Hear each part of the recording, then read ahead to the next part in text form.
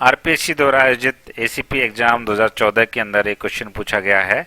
Question कुछ इस तरह से है, which is not the purpose of normalization of schema.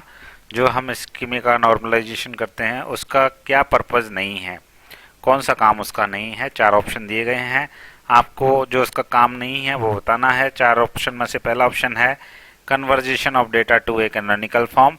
Canonical form में डेटा को कन्वर्ट करना, ये क्या ये काम है नॉर्मलाइजेशन का, ये आपको बताना है।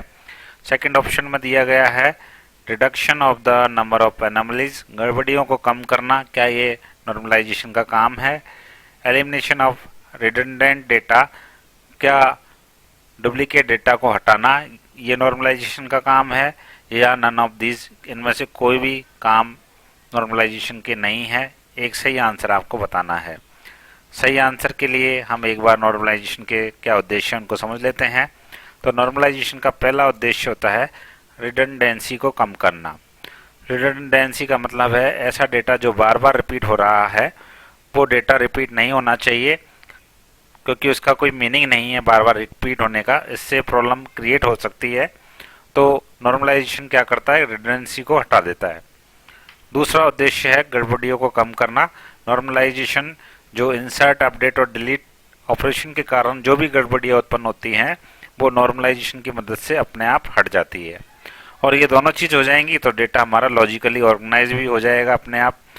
तो नॉर्मलाइजेशन के अंदर हम एक टेबल को कई टेबलों में डिवाइड कर देते हैं और उनको वेल अरेंज करने की कोशिश करते हैं ताकि डेटा इजीली फैच हो सके, रिडंडेंसी ना हो, उसमें कोई गड़बड़ियाँ ना हो। तो ये तीन मुख्य उद्देश्य हैं नॉर्मलाइजेशन के।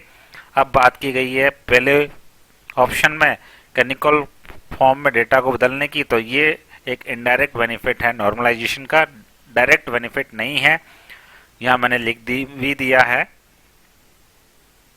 यह इनडायरेक्ट बेनिफिट हो सकता है लेकिन नॉर्मलाइजेशन का कोर उद्देश्य नहीं है। तो अब वापस हम क्वेश्चन के ऊपर आते हैं। तो इस क्वेश्चन का जो सही आंसर होगा वो ऑप्शन नंबर 1 होगा। कैनोनिकल फॉर्म में डेटा को बदलना ये नॉर्मलाइजेशन का डायरेक्ट वर्क नहीं है, तो इसलिए ऑप्शन नंबर 1 हमारा सही आंसर होगा।